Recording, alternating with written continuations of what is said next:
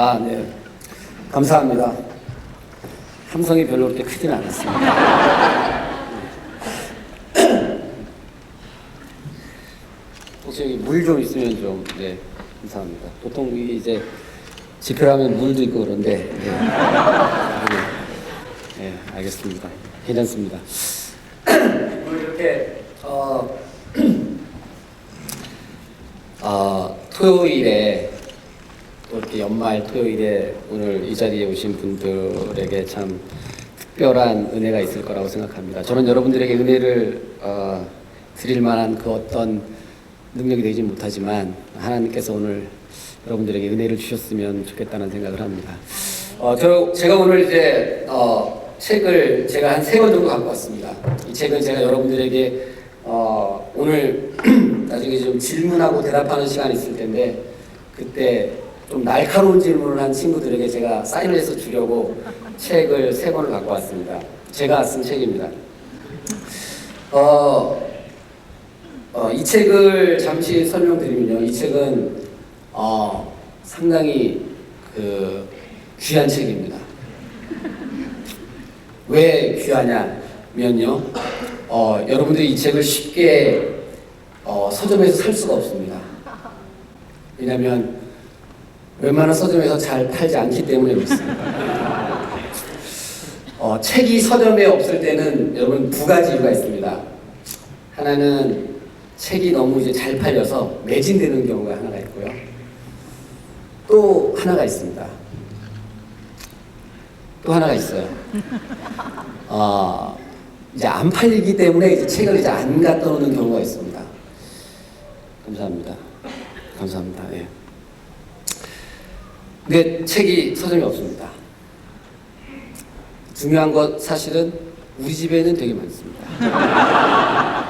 네, 우리 집에 되게 많기 때문에 예. 와이프가 치우라는 거를 제가 계속 갖고 있는데요. 어쨌든 제가 그래서 오늘 여러분들에게 이 책 3권을 드리도록 하겠습니다. 아무도 안 가져가기 때문에 나도 갖기 싫다라고 생각하시는 분들이 있어서 제가 굳이 이 책에 대해서 좀 설명을 드렸습니다. 이 책이 처음에 나올 당시에 문화체육부 관광부에서 추천하는 최우수 문학도서에 뽑혔습니다.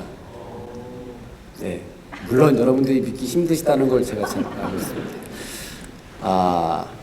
그 해에 그 심사위원들이 상당히 아주 쉽게 최우수 작품의 책을 선정했다. 그리고 아주 정말 공정한 심사였다라는 루머가 있습니다. 루머는 저는 보통 루머를 믿지는 않는데 그 루머는 되게 믿고 있습니다. 어느 때보다도 공정했다. 그래서 오늘 제가 이 책을 여러분들에게 드리려고 하고 있고요. 제가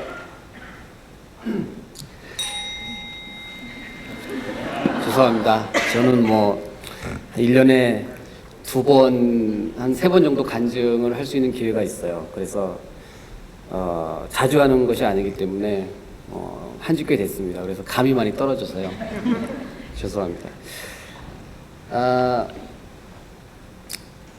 제가 가끔 이제 간증을 할 수 있는 기회가 있는데 오늘 같은 경우에는 이제 제가 짧게 이야기를 하고 나중에 이제 질문하고 대답하는 시간을 일부러 길게 가지려고 합니다. 그 이유가 있습니다. 왜냐면은 제가 정말 처음에 이제 간증을 많이는 아니지만 1년에 한두 번 정도 했을 때 정말 열심히 최선을 다해서 설명을 했습니다. 그런데 간증이 끝나고 나서 많은 사람들이 도대체 무슨 말을 하는지 모르겠다고 얘기하는 겁니다.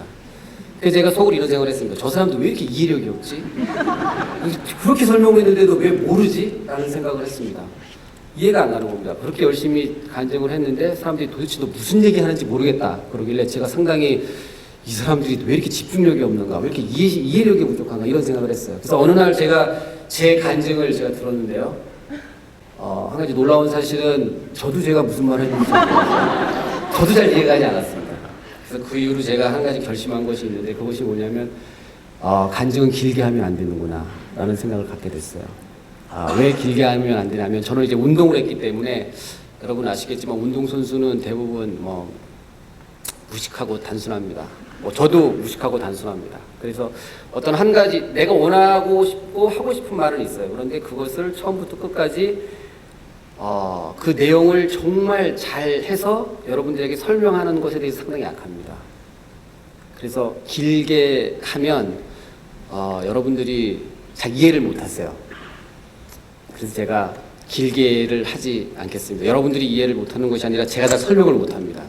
하지만 저는 이제 인터뷰를 많이 좀 해봤기 때문에 질문하면 대답하는 것은 상당히 좀 자신 있습니다. 제가 15년 동안 인터뷰를 했었기 때문에 질문하면 대답하는 거.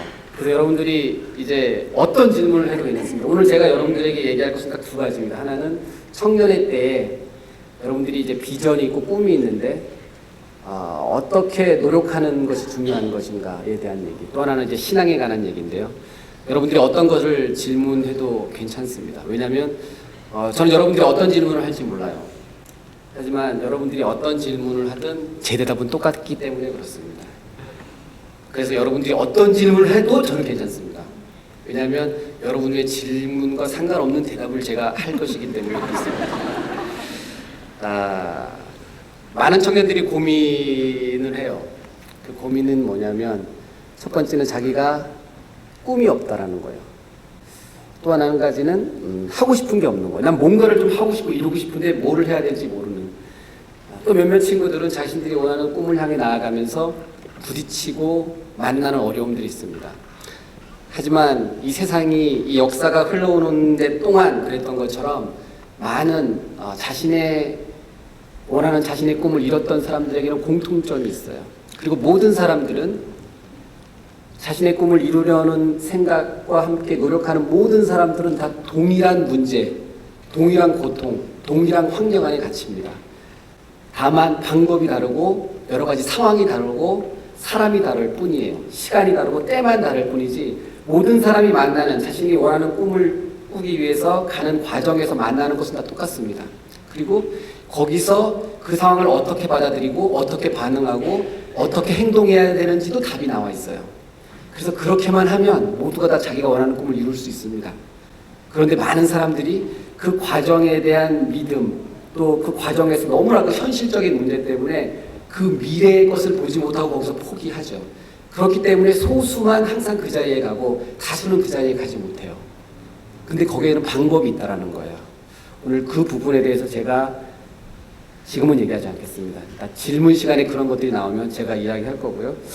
오늘은 제가 어떤 이야기를 할까 하다가 오늘 제가 한 3가지 정도 제가 하나님을 경험했던 3가지 정도 이야기를 제가 오늘 하려고 하는데요.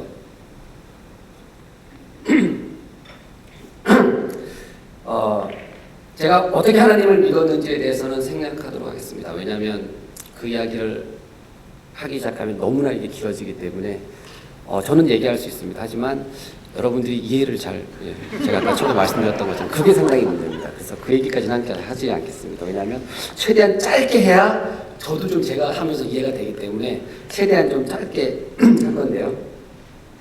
오늘 제가 여러분들에게 말하고 싶은 것은 내가 얼마나 믿음이 좋은가 또 어떻게 하나님께서 나와 함께 하시는가 이런 걸 얘기하고 싶진 않습니다.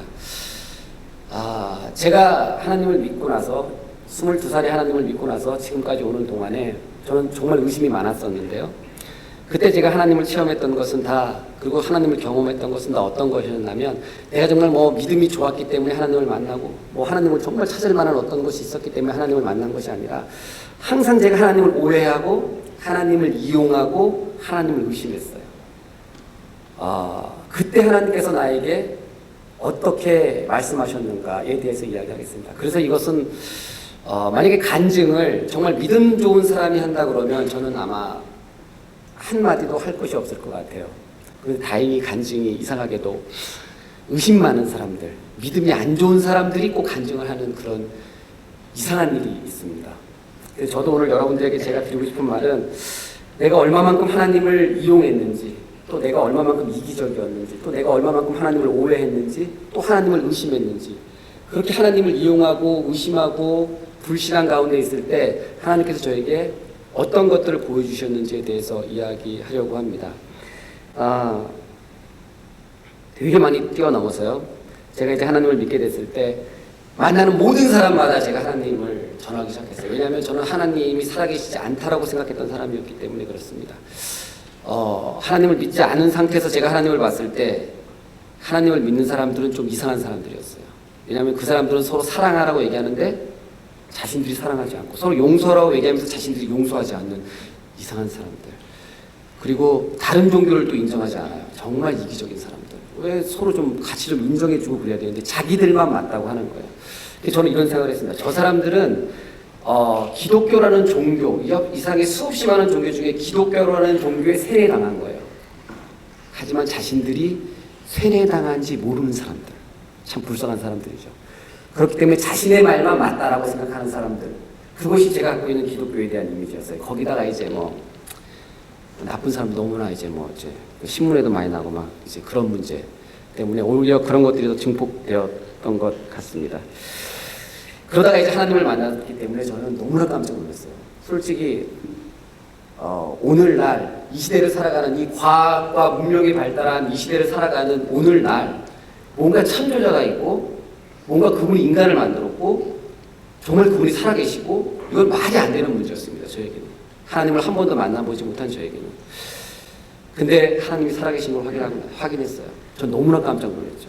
그때 제가 처음으로 내가 아는 것이 전부가 아니구나라는 사실을 깨달았습니다. 그리고 만나는 사람마다 너무나 놀랐기 때문에 이제 하나님에 대해서 이야기하기 시작했어요. 제가 프로 선수가 되고 2001년도에 하나님을 믿고 그해 2월 달에 믿고 제가 막 이제 너무나 깜짝 놀라서 만나는 사람마다 하나님의 얘기를 하고 있을 텐데, 어느 날 제가 이란에 아시아 챔피언스 리그 그 본선 경기를 위해서 이란에 갔어요. 그래서 호텔에서 묵었고 저는 이제 마사지하는 형한테 치료를 받고 있었어요. 치료를 받고 있는데 그 형이 저한테 이제 하나님에 대해서 물어보고, 왜냐하면 저는 그때 만나는 사람마다 막 형 하나님 있는 것 같아, 뭐 만나면 무조건 하나님 얘기를 했었기 때문에 너무 놀란 나머지 그때 이제 우연찮게 또 하나님 이야기를 했어요. 그러니까 그 형이 저에게 몇 가지를 물어봤어요. 저는 뭐 그때 사실은 몇 달 되지도 않았기 때문에 잘 알지도 못하지만 제가 알고 있는 이 작은 하나님에 대해서 막 이야기하기 시작했습니다. 그때 우리 그 선배형들 2명이 그 치료실에 들어왔어요. 그래서 제가 하나님 얘기를 하는 걸 들으면서 저에게 뭐라고 얘기했냐면, 야 영표야, 너는 이제 하나님 믿은 지 얼마 되지도 않았는데 너가 얼마나 하나님을 알기에 너 뭐 요즘에 뭐 얘기만 하면 하나님 얘기하냐. 너가 정말 하나님 믿고 싶으면 너만 그냥 믿어라. 그리고 너 왜 이렇게 잘난 체 하냐. 너 이제 믿은 지 몇 달 안 됐다며. 뭘 한다고 너가 그렇게 얘기하는 거예요. 제가 그때 선배형들이 그런 얘기를 했기 때문에 어떤 말을 할 수가 없었습니다. 근데 제가 그 말을 듣고 치료를 받고 이제 그 호텔방에서 나와서 제 방으로 가는 한 20-30m 거리에 있는데, 그 복도에서 제가 이런 생각이 들었어요.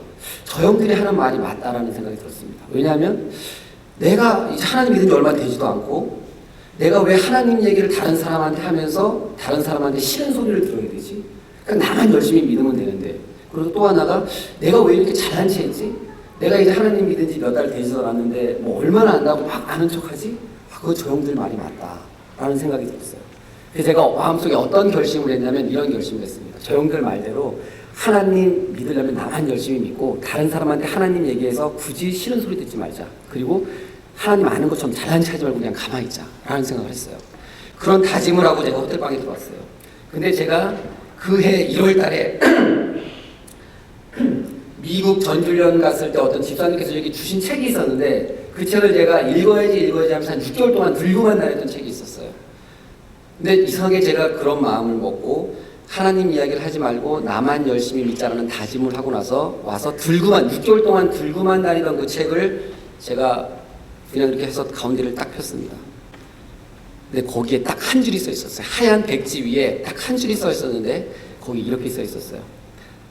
진리를 아는 자가 진리를 모르는 자 앞에서의 침묵은 죄악이다 라고 써 있었어요. 그때 저는 너무나 깜짝 놀랐습니다. 그때 제가 성경 공부를 통해서 하나님께서 제가 기도하면 들으시고 하나님께서 우리 머리털까지 세신다는 걸 제가 성경 공부를 통해서 알고 있었어요. 그런데 정말 하나님께서 제 생각을 꿰뚫고 계신 거예요. 왜냐하면 제가 하나님 전하지 말고 나만 믿자라는 결심을 하고 딱 왔을 때 와서 핀 책이 딱 가운데 진리를 아는 자가 진리를 모르는 자 앞에서의 침묵은 죄악이래요. 제가 그때 너무나 깜짝 놀랐습니다. 하나님께서 정말 우리의 생각을 감찰하고 계시는구나. 도대체 나같이 작은 자가 뭔데 하나님께서 나를 지켜보고 계실까? 그것이 제가 너무나 큰 충격을 받았습니다. 사실 그리고 그것이 저에게는 제가 어떤 자리에 지금까지도 어떤 자리에서 하나님 이야기를 하면 조금 이상해져요, 분위기가. 그래서 이때 하나님 이야기를 해야 되나 말아야 되나 그때가 저는 그때 이상하게 그 생각이 납니다. 진리를 아는 자가 진리를 모르는 자 앞에서의 침묵 자체가 죄악이라는 거예요. 그때 용기를 갖게 되는 것 같습니다. 우리가 아마 여러분들도 그러신지는 모르겠는데 저는 이상하게 의심이 많아서 그런지 이제 이렇게 깜짝 놀랐어요. 그날은 정말 정말 하나님 정말 살아계시구나 라는 생각이 들었습니다. 그리고 이제 잠을 자고 그 다음날 뭐 한 하루 이틀 지났는데 이제 제정신이 돌아오기 시작했어요. 그러면서 갑자기 그 하나님의 그 어떤 증거와 음성이 의심으로 받기 시작했습니다. 어떻게 그런 일이 일어났지? 우연히 그렇게 될 수 있지 않은가? 왜냐면 누군가가 그런 말을 쓰고 내가 또 우연히 또 필 때 또 거기에 또 그 페이지를 딱 펼 수도 있는데 그걸 왜 내가 굳이 꼭 하나님이 나에게 말씀하시는 거라고 생각했지라는 생각이 들기 시작했어요. 그래서 제가 그 책을 다시 한번 찾아보기 시작했습니다. 정말 이것이 하나님께서 온 책이 맞는가? 근데 그 책이 이렇게 두꺼운 책이 아니었어요. 한 150페이지 정도밖에 되는 않은 얇은 책이었는데 그 책에는 그 구절이 있지가 않았어요. 중요한 사실 하나는 그 책에는 백지에 딱 한 줄 간 그 장 자체가 없었어요. 네. 그때 제가 정말 하나님께서는 정말 살아계신 분이구나 라는 생각을 제가 하게 됐습니다. 또 한 가지가 있어요. 이것은 뭐냐면 내 생각과 하나님의 생각이 얼마나 다른지 제가 처음으로 깨닫는 그런 사건이었습니다. 또 한 가지는 제가 이제 이 월드컵 때 얘기인데요. 월드컵을 하면서 저는 많은 사람들은 이 월드컵을 대한민국을 알리는 기회로 삼고 경제가 회복되는 기회로 삼고 이런 얘기를 외부에서는 많이 했었는데 우리 2002년 월드컵 당시에 대표팀에서 하나님을 믿는 친구들이 한 8명 정도가 있었어요. 한 7, 8명 정도가 있었는데 그때 우리가 모여서 했던 기도가 뭐냐면 많은 사람들은 이 축구를 통해서 뭐 경제를 살리고 나라를 알리고 그렇지만 우리는 이 월드컵을 통해서 하나님을 증거했으면 좋겠다라는 그런 기도 제목이 있었습니다. 그래서 하나님께 영광 돌리는 그런 월드컵이 되게 해달라고 기도를 했어요. 그렇게 한 1년 반 동안을 기도했습니다. 그런데 제가 1년 반 동안 그렇게 꾸준히 하고 나서 불과 월드컵 개막 이틀 전에 종아리를 다쳤어요. 훈련하다가. 그래서 병원에 갔는데 병원에서 그때는 뭐 의료팀도 뭐 네덜란드 의료진, 외국 의료진도 한 4-5명 있었고 한국에서 있는 의료진도 뭐 한 3-4명 있었어요. 그래서 거의 뭐 최고의 의료팀이었습니다. 의료팀만 한 10명이 될 정도로 정말 많았었는데 진료를 딱 받았는데 제 종아리가 12cm가 찔렀어요. 그리고 3개월 진단이 받았어요. 그러니까 이제 월드컵을 출전하지 못한다는 거죠. 월드컵 때 선수가 그렇게 월드컵을 출전하지 못할 정도가 되면 진단서를 제출하면 그 선수를 빼고 다른 선수를, 그러니까 23명의 엔트리 중에서 선수를 바꾸게 돼 있어요. 저는 그때 제가 이제 그 진단을 받고 울산이었던 것 같아요. 울산에서 그 경주까지 오는 그 차 안에서 한 1시간 정도에서 의료팀이 한마디도 안 했어요. 아무 말도 없이 그 진단을 받고 그냥 그 1시간 10분 동안 왔어요. 제 숙소에 들어와서 제 방에 있는데 갑자기 너무나 억울한 생각이 들었습니다. 하나님, 내가 1년 반 동안 기도하고 내가 국가대표가 된 것도 하나님께서 나를 이곳에 보내주셨다고 생각했는데 제가 그렇게 중요하게 생각하는 이 월드컵으로 이제 이틀 남았는데 제가 3개월짜리 정말 큰 부상을 당해서 이제는 월드컵에 참가할 수 없게 됐습니다. 제 마음속에서 원망이 생겼어요. 도대체 하나님 내가 여기에 있는 이유가 뭡니까? 라는 그런 마음이 생겼어요. 왜냐하면 이 월드컵은 축구선수에게 월드컵은 한 번을 뛸까 말까 하는 엄청난 대회고 또 하나는 월드컵을 뛴다 하더라도 대한민국에서 하는 이 홈에서 하는 월드컵을 뛴다는 것은 평생 있을까 말까 하는 일이에요. 100년 만에 한 번 올까 말까 하는 엄청난 기회였던 거예요. 그것을 1년 반 동안 그렇게 열심히 노력하고 땀 흘리고 훈련하고 와서 이틀 남겨놓고 3개월 진단을 받은 거예요. 그때 제가 하나님께 너무나 큰 원망이 들었습니다. 하나님, 도대체 내가 여기 있는 이유가 뭡니까? 내가 여기 있는 이유 중에서 첫 번째가 하나님께 영광 돌리길 원한다고 했는데 왜 내가 이런 부상을 당했습니까? 라고 원망이 들었어요. 제가 그렇게 원망을 하다가 그때 당시 저랑 이제 교제를 하던 선교사님하고 통화를 하게 됐고 선교사님이 저에게 욥기를 읽어보라는 이야기를 했습니다. 제가 솔직히 그때 당시에 성경을 읽고 싶은 마음이 들지 않았어요. 왜냐하면 하나님에 대한 엄청난 원망 때문에 성경을 읽고 읽지도 않았습니다. 오히려 성경을 피하고 싶었지. 근데 어찌됐든 제가 이제 욥기를 읽기 시작했어요. 욥기를 읽는데 제 마음속에서 제가 너무나 깜짝 놀란 것들을 발견하기 시작했습니다. 제가 욥기를 읽어 내려가면서 제 마음속에 어떤 생각이 드냐면 1년 반 동안 제가 하나님을 위해서 하나님께 영광 돌리는 월드컵이 되게 해달라고 기도했는데 제가 욥기를 읽으면서 너무나 깜짝 놀란 것이 제 마음속에 이런 마음이 있는 걸 발견했어요. 내가 이번 월드컵 잘해서 하나님께 내가 이번 월드컵 잘해서 사람들한테 인정받아야지. 나 이번에 월드컵 잘해서 외국 가야지. 유럽에 진출해야지. 그런 마음이 있다는 걸 제 마음속에서 발견했어요. 저는 몰랐어요. 내 마음속에 그렇게 하나님을 이용해서 내가 원하는 것을 얻으려고 한다는 생각이 제 마음속에 있다는 사실을 몰랐습니다. 저는 항상 기도할 때마다 하나님께 영광 돌리는 월드컵 되고 막 그런 것만 기도했기 때문에 내 마음에 그런 것이 있는지도 몰랐어요. 제가 욥기를 읽으면서 너무나 깜짝 놀랐어요. 내 안에 하나님을 이용해서 내가 원하는 것을 얻고자 하는 마음이 있었던 거예요. 그때 제가 하나님에 대한 원망이 갑자기 하나님에 대한 죄송함으로 바뀌기 시작했습니다. 그때 제 마음속에서 하나님이 저에게 질문하셨어요. 하나님께서 제 마음속에 뭐라고 질문하셨냐면 이렇게 질문하셨습니다.